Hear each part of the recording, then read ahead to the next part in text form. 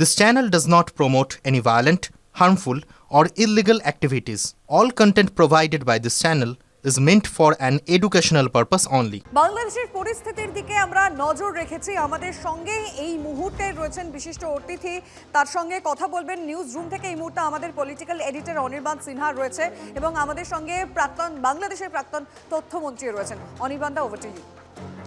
ধন্যবাদ লিমা। বাংলাদেশের প্রাক্তন তথ্যমন্ত্রী আরাফাত আমার সঙ্গে রয়েছেন। আরাফাত, আপনাকে স্বাগত জানাচ্ছি আমাদের TV9 বাংলার তরফ থেকে। এবং আপনার কাছে আমার প্রথম প্রশ্ন, যা চলছে এই মুহূর্তে বাংলাদেশে, আমরা সবাই জানি, গোটা বিশ্ব জানে এই মুহূর্তে, তার জন্য প্রাথমিকভাবে বাংলাদেশের তথ্যমন্ত্রী হিসেবে বিশেষ করে সংবাদ মাধ্যমের উপর এই যে আক্রমণ, সেটাকে তার জন্য আপনি কাকে দায়ী করবেন বা কাদের দায়ী করবেন? ধন্যবাদ আপনার প্রশ্নের জন্য। আপনি যেটি বললেন, বাংলাদেশের শেখ হাসিনার ক্যাবিনেটের তথ্যমন্ত্রী হিসেবে আমি আসলে এই আক্রমণকে প্রচন্ডভাবে নেক্কারজনক আক্রমণকে প্রচন্ডভাবে ডিনাউন্স করি এবং আমি মনে করি এই আক্রমণ আসলে ধারাবাহিকভাবে ইউনূস ক্ষমতা দখল করার পর থেকে যে আক্রমণগুলি হয়েছে বিভিন্ন পর্যায়ে তারই একটি অংশ। এটি আসলে বিচ্ছিন্ন কোনো ঘটনা নয়। আপনারা দেখেছেন যে ইউনূস ক্ষমতা দখল করার পর থেকে এই যে উগ্রবাদী যে গোষ্ঠী, এই যে পাকিস্তানপন্থী উগ্রবাদী গোষ্ঠীকে সে যেভাবে যত জঙ্গিদেরকে জেল থেকে ছেড়ে দিয়েছে, তাদের জন্য যেভাবে একটা সেফ হেভেন ক্রিয়েট করেছে বাংলাদেশে, তার ফলে তারা পুরো বাংলাদেশের পলিটিক্যাল ল্যান্ডস্কেপটাকে দখল করে নিয়েছে। এবং এরা কিন্তু মোটেও ডেমোক্রেসি বলেন, মত প্রকাশের স্বাধীনতা বলেন, আইনের শাসন বলেন, এগুলোতে বিশ্বাস করে না।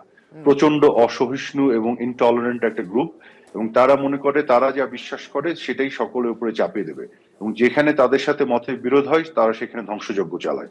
তারা প্রথমে 5ই আগস্টের পর থেকে আওয়ামী লীগের বিভিন্ন নেতাকর্মীদের বাসাবাড়ি আক্রমণ করেছে, আওয়ামী লীগের বিভিন্ন নেতাকর্মীদের হত্যা করেছে, বিভিন্ন ব্যবসায়ীদের ব্যবসা প্রতিষ্ঠান ধ্বংস করেছে। এবং আপনি জানেন গাজীপুরে একটি টায়ারের ফ্যাক্টরি ছিল যেখানে তারা আগুন লাগিয়ে দিয়েছিল এবং 200 জন শ্রমিক আটকা পড়েছিল, তারা সবাই মারা যায়। একটির পর একটি সব ঘটনা ঘটে। 32 নম্বর তারা আক্রমণ করেছে, বুলডোজার দিয়ে এনে ধ্বংস করে দিয়েছে, এবং ইউনূস এগুলো বসে বসে দেখেছে। এক তো এগুলো আটকায়নি, দ্বিতীয় যারা এই ঘটনাগুলো ঘটেছে তাদেরকে বিচার আওতায় আনেনি। আপনার কি মনে হয় মোহাম্মদ আরাফাত, মোহাম্মদ ইউনূসের পিছনে কি মার্কিন ডিপ স্টেট বা পাকিস্তানের কোনো মদত রয়েছে, প্রত্যক্ষ মদত? আমি এখানে আসছি। সো সেই কাজগুলি করতে করতে এখন দ্বিতীয় ফেজে এসে তারা এই ডেইলি স্টার, প্রথম আলো, এই ধরনের বা নুরুল কবিরের মতন একজন সাংবাদিক, যে কিন্তু বাংলাদেশ আওয়ামী লীগের সরকারের মানে ক্রিটিক ছিল, আমার সাথেও বিভিন্ন টক শোতে প্রোগ্রামে সে সমালোচক হিসেবেই আমরা দেখেছি তাকেও আক্রমণ করেছে। কিন্তু কাজে এরা আসলে বুঝতে পারছে না যে শেখ হাসিনা যখন ক্ষমতায় ছিলেন, এই যে এই জঙ্গিদেরকে শেখ হাসিনা খুব শক্তভাবে দমন করে রেখেছিলেন। এদেরকে ছেড়ে দিলে, আনলিশ করলে বাংলাদেশে কি হতে পারে তাই হচ্ছে। কারণ যারা নিজেরা ডেমোক্রেসিতে বিশ্বাস করে না, আইনের শাসনে বিশ্বাস করে না, তাদেরকে আপনি কি আইনের শাসন এবং ডেমোক্রেসি দিবেন?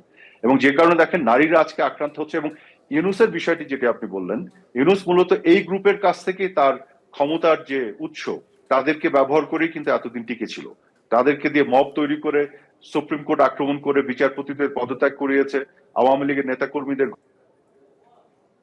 ঘরবাড়ি আক্রমণ করিয়েছে, এবং বিভিন্ন সাংবাদিকরা বিভিন্ন পর্যায়ে যখন ইউনূস সরকারের সমালোচনা করেছে তাদেরকে হুমকি ধামকি দিয়েছে, গণমাধ্যমগুলোতে গিয়ে তারা মব তৈরি করে তাদেরকে আক্রান্ত করেছে, এবং ইউনূস এদের এগেইনস্টে কোনো ব্যবস্থা নেয়নি, বরং যারা আক্রান্ত হয়েছে তাদের বিপক্ষে মিথ্যা মামলা দিয়ে তাদেরকে জেলে ঢুকিয়েছে। আজকে এই ডেইলি স্টার, প্রথম আলো এই পর্যায়ে এসে আক্রান্ত হয়ে গেল। ধরে নেব এদেরকে এই মুহূর্তে রাস্তায় নামানোর পিছনে ইউনূস, তার পরিকল্পনাটা কি? নির্বাচন বানচাল করা? অ্যাবসলিউটলি ইউনূসেরই তো এরা লোক, এরা হচ্ছে ইউনূসের হ্যান্ডম্যান, এবং এরা হচ্ছে সবাই উগ্রবাদী যে জঙ্গি গোষ্ঠী, যারা মূলত সবাই প্রো পাকিস্তানি। এবং 1971 সালে মুক্তিযুদ্ধের সময় বাংলাদেশ যখন স্বাধীনতার জন্য যুদ্ধ করছিল, আমাদের পার্শ্ববর্তী বন্ধু রাষ্ট্র ভারত যখন আমাদের সহযোগিতা করছিল, তখন এই যে আজকে যে উগ্রবাদী দেখছেন, এদের বাপদাদারা রাজাকার হিসেবে পাকিস্তানের সাথে হাত মিলিয়ে বাঙালিকে নিধন করছিল, বাঙালি নারীদের ধর্ষণ করছিল। কাজে এই যে রাজাকার, আলবদর, আল শামস, এই যে যারা কোলাবরেটর পাকিস্তানি আর্মি, তাদেরই তো এরা বংশধর। কাজে এরা হচ্ছে ইসলামিক যে যে রাডিক্যাল ইসলামিস্ট যাদেরকে আমরা বলি, উগ্রপন্থী জঙ্গি, এরাই হয়ে গিয়েছিল বা এখনো আছে ইউনূসের ক্ষমতার উৎস। এদেরকে এইভাবে ব্যবহার করতে করতে আজকে বাংলাদেশ এই জায়গায় এসে পড়েছে। একটা ইউনুস প্রশ্ন কিন্তু মোহাম্মদ আরাফাত আপনার কাছে, এই যে আপনি বলছেন ৭৫ সালে 15ই আগস্ট থেকে বারবার যে শক্তিগুলোর বিরুদ্ধে লড়ে আপনারা স্বাধীন বাংলাদেশ, গণপ্রজাতন্ত্রী বাংলাদেশ তৈরি করেছিলেন, সেই শক্তিগুলোই বারবার মাথাচাড়া দিয়েছে এবং একবার নয় বারে বারে। সর্বশেষ মাথাচাড়া দেওয়াটা সব থেকে দুর্ভাগ্যজনকভাবে, সব থেকে ক্ষতিকরভাবে। সেখানে আমি জিজ্ঞাসা করব, আওয়ামী লীগের যে দীর্ঘ শাসন বাংলাদেশে একটা সময়ে, তাতে কি কোথাও হেফাজতে ইসলামের মতো শক্তির সঙ্গে আপনাদের যে আপোষ, সেই আপোষটা দায়ী বলে মনে করেন? যখন ব্লগার খুন হয়েছে আপনাদের আমলে, আপনারা তো একদম শিকড় থেকে এই সমস্যাটাকে উপড়ে ফেলার চেষ্টা করেননি? আচ্ছা, না এইখানে আমি এটাকে আমি একটু অন্যভাবে বলবো। আমরা কিন্তু কখনোই উগ্রবাদী কোনো শক্তির সাথে আপোষ করিনি বা অপশক্তির সাথে আমরা কখনোই করিনি। আপনাকে বিষয়টা যেটা বুঝতে হবে যে বাংলাদেশে একটা বিশাল সংখ্যক মাদ্রাসা ভিত্তিক কমিউনিটি আছে। এখন এই মাদ্রাসা ভিত্তিক কমিউনিটি যারা, তাদেরকে আপনি কি করবেন? আপনি উপরে ফেলবেন কি করে? এটা তো একটা ইকোনমিক রিয়ালিটি বাংলাদেশের, শত শত বছর ধরে এগুলো তৈরি হয়েছে এবং তারা বিভিন্ন মানুষের দানের উপরে ভিত্তি করে চলে। এবং বাংলাদেশের গ্রামে গঞ্জের একসময় যেটি ছিল, খুব সাধারণ দরিদ্র পরিবারের সন্তানদেরকে ওখানে পাঠিয়ে দিত, কারণ ওখানে থাকার একটা জায়গা হতো, তারা একটা শিক্ষার ব্যবস্থা পেত, তারা খাওয়া দাওয়ার একটা ব্যবস্থা পেত, এবং তারা কিন্তু ওই অর্থনৈতিক যে বাস্তবতার মধ্যে গড়ে উঠেছে।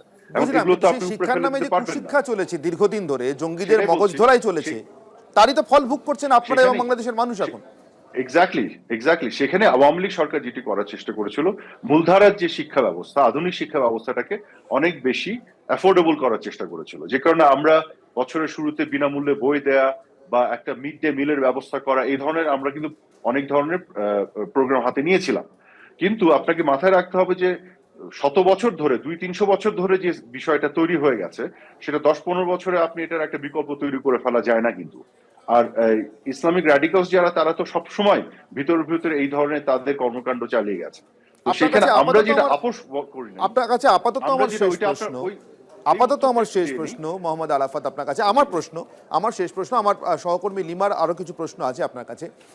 আপাতত আমার শেষ প্রশ্ন মোহাম্মদ আরাফাত, এই গোটা গন্ডগোলটার পিছনে এই যে হাদি বলে যার খুনের ঘটনা এবং তাতে ভারতকে জড়ানোর চেষ্টা, এটাকে আপনি কিভাবে দেখছেন? বাংলাদেশে একটা নির্বাচন ঘোষণা হয়েছে, ভারত দায়িত্বশীল প্রতিবেশী হিসেবে বাংলাদেশে একটি গণতান্ত্রিক সরকার গণতান্ত্রিক ব্যবস্থার মাধ্যমে, নির্বাচনের মাধ্যমে নির্বাচিত হয়ে আসবে, এটাই দেখতে চায়। আমরা প্রতিবেশী দেশ হিসেবে এটুকুই আমাদের কাম্য, এর বাড়তি কোনো আশা ভরসা বা আকাঙ্ক্ষার জায়গা আমাদের নেই, কোনো হতাশার জায়গাও নেই। তা সত্ত্বেও হাদি খুনের পিছনে বারবার ভারতকে সামনে নিয়ে আসা, ভারতের হাই কমিশনকে টার্গেট করা, ভারতের নামে মিথ্যে অপপ্রচার চালানো, নির্বাচন ঘোষণার পরে বিশেষ করে এই প্রচারটা এবং সেই প্রচারকে কেন্দ্র করে হিংসার আপনি কোনো নির্দিষ্ট কারণ দেখছেন?